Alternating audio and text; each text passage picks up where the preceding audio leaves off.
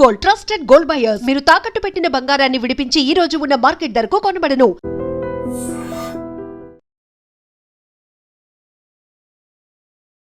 నమస్కారం, welcome to I dream. ధర్మ మార్గం విత్ విజిత కార్యక్రమానికి స్వాగతం.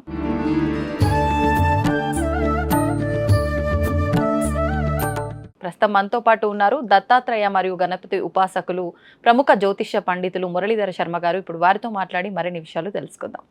నమస్కారం అండి. మహాదేవ శ్రీమాత్రే నమః. గురుగారు, అమావాస్య రాబోతుంది మనకు ఇంకొక 2-3 రోజుల్లో.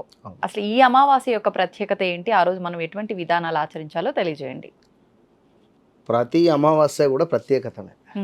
ఎందుకంటే ఏ విధంగానైతే మనకు ఇంట్లో భగవంతుని యొక్క చిత్రపటానికి పూజాది కార్యక్రమాలు చేస్తామో, నైవేద్యం సమర్పిస్తూ ఉంటామో, అదేవిధంగా ప్రతి అమావాస్యకు కూడా ఖచ్చితంగా పితృదేవతలకు సంబంధించినటువంటి ఆ యొక్క చిత్రపటాలను శుభ్రపరచుకొని, అంటే కుదిరితే 15 రోజులకు ఒకసారి శుభ్రపరచుకోవాలి.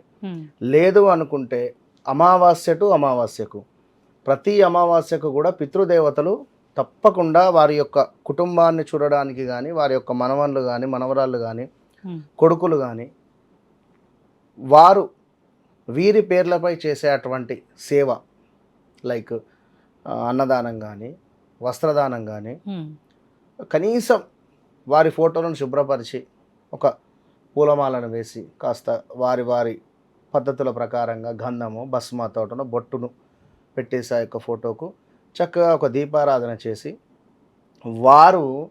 వారికి ఇప్పుడు మరణించిన తర్వాత వారికి ఏవైతే ఇష్టమైనటువంటి ఆహారాలు ఉంటాయో ఆ యొక్క ఆహారాన్ని, వారు ఏవైతే ఇష్టంగా తినేటువంటి వారో ఆ ఆహారాన్ని ఆ యొక్క ఫోటోల ముందు పెట్టి వారికి సమర్పిస్తూ ఉండాలి ప్రతి అమావాస్యకు. ఇప్పుడు ఈ యొక్క జ్యేష్ఠ మాసము మనకు ముగింపు, ఇటు ఆషాఢ మాసము ప్రారంభము అయ్యేటువంటి యొక్క అమావాస్యను విశేషంగా పితృదేవతలకు సమర్పించినటువంటి అమావాస్య ఇది. కనుక ఈ అమావాస్య రోజు ఒకవేళ వారు ఏ తిథి నాడు మరణించారు అనేటువంటిది తెలియకున్నా, తిథి ప్రకారంగా కొందరు చేసుకుంటూ ఉంటారు. ఈ తిథులు తెలియకున్నా ఈ అమావాస్య రోజు పిండ ప్రదానం చేయడం వల్ల పితృదేవతలకు సంబంధించినటువంటి దోషాలు కానీ, జాతకరీత్యా ఉండేటువంటి, ఇప్పుడు అందరూ చెప్తూ ఉంటారు పితృదోషము అని చెప్పి, వాడికి పితృదోషం ఉన్నా లేకున్నా నీకు ఈ పనులు అవుతున్నాయా, మీకు ఈ విధంగా ఇబ్బంది ఉందా, ఒకటే పాట. సో పితృదోషం అది ఎట్లా మనం నిర్ధారణ చేసేది? అవునా కాదు?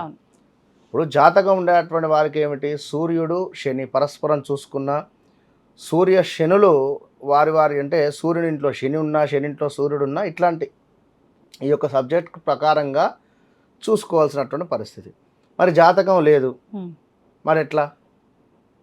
సో అలాంటి వారి కోసము ఈ అమావాస్యల రోజు మనము పరిహారం చేసుకోవాలి. ఏమిటయ్యా? శరీపోయినటువంటి వారి పేర్ల మీద ఏమైనా అన్నదానము కానీ, వస్త్రదానం కానీ, ఇందాక చెప్పినటువంటి, కుదిరితే దగ్గరలో ఉండేటువంటి ఏవైనా మనకు పుణ్యక్షేత్రాలు, లైక్ ఇప్పుడు విజయవాడ, ఇటు పోతే ధర్మపురి. ఇక్కడ మనకు ధర్మపురి ఏమిటి అంటే అటు తెలంగాణలో దక్షిణ వాహిని, అంటే దక్షిణం వైపుగా ప్రవహించేటువంటి గోదావరి. ఇట్టి ప్రదేశంలో పిండ ప్రదానాలు, ఎందుకంటే అందరూ కాశీకి వెళ్ళలేరు పాపం.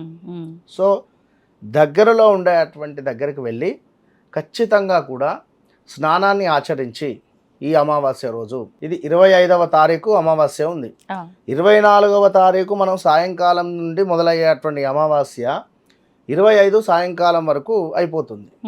సో ఎప్పుడైనా కూడా 25వ తారీఖు రోజు ఈ యొక్క అమావాస్య ఉంది కనుక 24 సాయంకాలమే ఒకవేళ వెళ్ళాలి అనుకుంటే చక్కగా వెళ్ళి అక్కడ నిద్ర చేసి 25 నాడు స్నానాది కార్యక్రమాలు చేసుకొని పిండ ప్రదానం చేసుకొని చక్కగా కూడా మీరు ఇంటికి రండి. అలాంటి పరిస్థితి లేనటువంటి వారికి ఇంట్లో గంగాజలం ఉంటుంది. సో గంగాజలాన్ని కూడా మీరు ఈ యొక్క స్నానం చేసేటువంటి నీటిలో కలుపుకొని స్నానాది కార్యక్రమాలు చేసి ఇంట్లో ఆ యొక్క పెద్దలు ఎవరైతే ఉన్నారో మరణించినటువంటి వారి ఫోటోలను ఇందాక మనం చెప్పుకున్నటువంటి విధంగా శుభ్రపరుచుకొని ఆ యొక్క ఫోటోల ముందు నైవేద్యాన్ని సమర్పించుకోండి. కుదిరితే ఇంట్లోనే దక్షిణం వైపుగా కూర్చొని తర్పణాలు విడిచిపెట్టండి. ఈ తర్పణాలు ఎలా విడిచిపెట్టాలి అనేటువంటిది మన గూగుల్ తల్లిని అడిగితే చెప్తుంది. లేదా పురోహితులు లేకున్నా మనం తర్పణాలు విడిచిపెట్టుకోవచ్చు. దక్షిణం వైపుగా కూర్చొని చక్కగా కూడా మీ యొక్క తండ్రి గారి యొక్క పేరుని చెప్పుకొని, ముందుగా మీ గోత్రము, తండ్రి గారి పేరు, వారి తండ్రి గారి పేరు, వాళ్ళ తండ్రి గారి పేరు, 3 తంతులు చెప్పుకొని తర్పయామి తర్పయామి తర్పయామి. నల్ల నువ్వులు, కొన్ని నీరు, ఒక చిన్న ప్లేటు, అంతే అంతే. సో ఈ విధంగా ఈ అమావాస్య రోజు చేసుకునేటువంటి పరిస్థితి. ఇంకా నువ్వు చూసుకున్నట్టయితే బ్రాహ్మణులకు కుదిరితే పొడి భిక్ష అంటే బియ్యం, పప్పు, కూరగాయ, చల్ల చమురు అంటారు శాస్త్రంలో, ఇది ఉంది. ఈ స్వయంపాక దానము ఈ అమావాస్య రోజు ఇచ్చేటువంటి ప్రయత్నం చేయండి. అన్నింటికంటే ముఖ్యంగా ఈ అమావాస్య రోజు దక్షిణం వైపుగా ఇంట్లో ఉండేటువంటి దక్షిణం అంటే సౌత్, ఆ ప్రదేశంలో ఒక దీపారాధనను చేయండి ఈ అమావాస్య రోజు. దీనివల్ల ఆరోగ్యపరమైనటువంటిది కానీ, ఆర్థికపరమైనటువంటిది కానీ, లేదా ఉద్యోగపరమైనటువంటిది కానీ ఆటంకాల నుండి దూరం అయ్యేటువంటి ఛాన్సెస్ ఉంటుంది. ఎట్ ద సేమ్ టైం కుదిరితే ఈ అమావాస్య ఆరుద్ర నక్షత్రంతో మనకు ఎండ్ అయ్యేటువంటి పరిస్థితి. సో శంకరునికి సంబంధించినటువంటి అభిషేకం చేసుకున్నా కూడా విశేషమైన ఫలితం ఉంటుంది.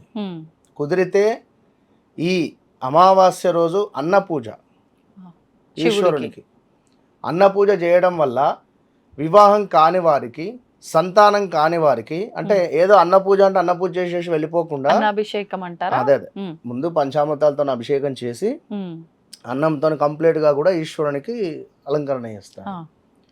ఈ విధంగా అలంకరణ అయ్యేటటువంటి ఆ యొక్క అన్నాన్ని ప్రసాదంగా మనం తీసుకొని వెళ్ళాలి.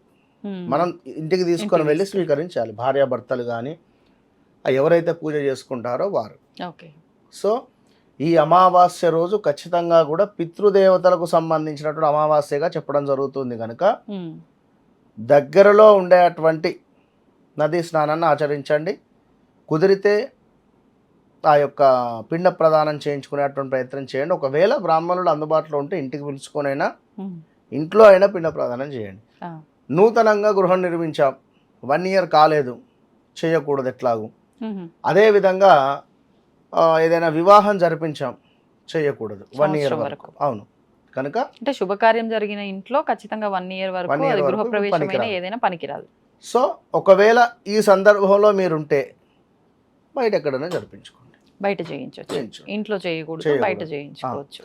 ఇంట్లో చేయకూడదు, బయట మీరు కూడా అంటే పాల్గొనకూడదు. బట్ మీ యొక్క తండ్రి అంటే ఎలాగో అన్నదమ్ములు వాళ్ళు వీరు ఉంటారు.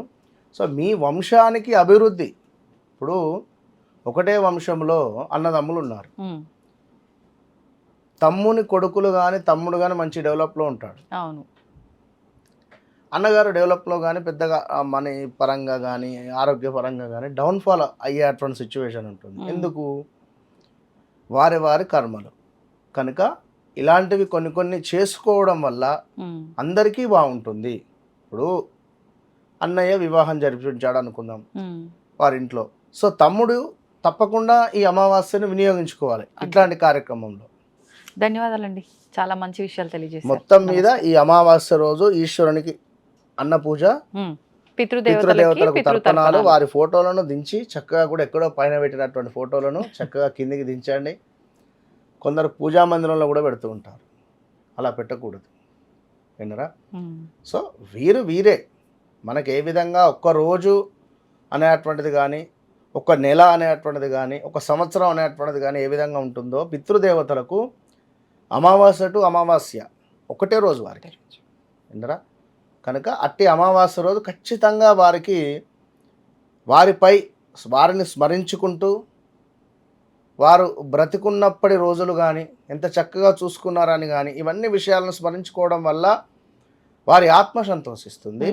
ఎట్ ద సేమ్ టైం వారికి మంచి నైవేద్యాలు సమర్పించడం వల్ల మనకు ఈ యొక్క భగవంతుని కంటే ఇంకా 1000 రెట్ల ఫలితము పితృదేవతల నుండి మనకు వస్తుంది. అట్లా అంటే మనం వాళ్ళకి చేయాల్సిన క్రతువులన్నీ కరెక్ట్ గా చేస్తే ఖచ్చితంగా వాళ్ళ ఆశీర్వాద బలం మన పైన ఉంటే సూపర్ గా ముందుకు వెళ్తాం చక్కగా మనం. ఉంటుంది. అంతే. ధన్యవాదాలండి. మహాదేవ. దీన్ని తవ్వండి, తవ్వుతూనే శివలింగం. పరమాత్మకు జీవా సరే దాన్ని అట్లా కప్పేసేయండి, చూపించదండి. Krishna is there. మూర్తి పూజ కాదు, సాక్షాత్ బ్రజేంద్ర నందన భగవాన్ ఉన్నారు మూర్తిలో. ఏమీ ఆశించకుండా ఆరాధించే వాళ్ళు కూడా ఉన్నారా ప్రభుజీ? నిజమైన భక్తి అంటే మనకు తెలియదు కాబట్టి